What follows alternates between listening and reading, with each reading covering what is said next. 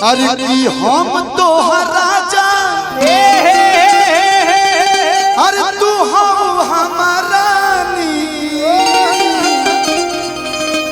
निशा जी, ये आप अपने ऊपर भी ले सकती हैं क्योंकि निशा नाम ऐसा लगा था कि हमारा हाँ लिखा गया जीवन भर ला, छूटी ना हमारे लिए कि हम तोहर राजा तू हम हमारा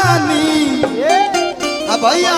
मैं बलिया के लड़का कहत रहे सो कि कान खोली सुना आई लव यू,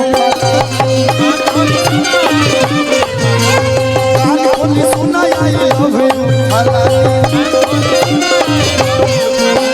बोलती के पानी जो सुछलते जानी, बोलती के पानी जो सुछलते जानी, कान खोली सुना। हेलो तन गावा सब भैया, कान खोली सुना, कान खोली सुना। बोल बोल बोल बोल बोल दे, मन पावर आ जाए। बोल रे जैसे बोल वैसे एक बार बोल ना तो मन रह जाए।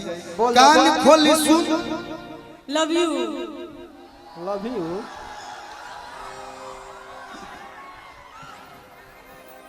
लो लो आई लव यू पे लो ना, दू कट्ठा रेवती में लिख दिखा रहे ही लव यू पर। कान खोली सुना, तनी कस के आई लव यू है से आवे। कान खोली सुना, दे बात देखो आई लव यू के पावर सत्या भाई। ज्यादा खुश पड़े मैं यूट्यूबर में 200 बार तो कोनो दिक्कत नहीं खे। कान खोली सुना, हेने के लड़का समझदार बड़े सो। कौना स्कूल में पढ़ले बड़ा लो, यही में आज भर माफ बा न तो मास्टरों साहब देखो तरे एबर आई लव यू बोलो लो काला ये की होखे लगी तो कहे कि बाकी कान खोली सुना आई लव यू, कान खोली सुना आई लव यू। ए में भाग रुको, मिलता है माल बंद कर दो नाल, लेकिन यही में भाव लागल कि कश्मीर के फ्रूट लागलू, कि कश्मीर के फ्रूट लागलू भैया, आ काला सूट में क्यूट लागलू, कश्मीर के फ्रूट लागलू, काला सूट में क्यूट लागलू।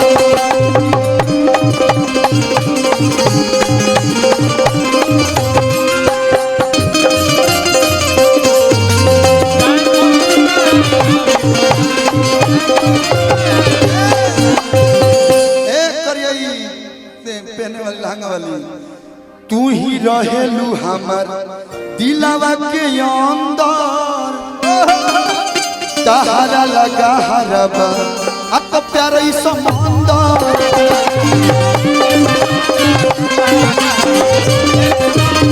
तू ही रहेलू हमर दिलवा के अंदर, तहरा लगा हरबा प्यार समंदर।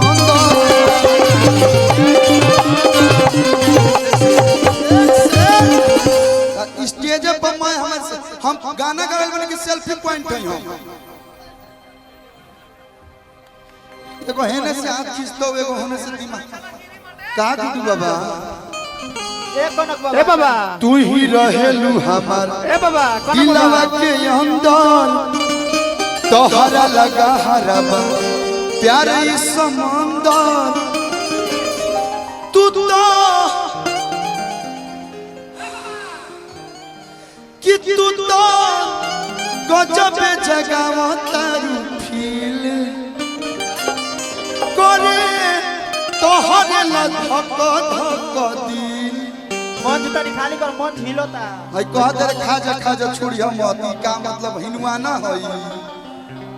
दिस is not pumpkin, not apple, pomegranate. She is a very beautiful girl. अरे कि हम हई सोना, अरे कि तू हो हमर जानी, हम हई सोना, अरे तू हो हमर जानी।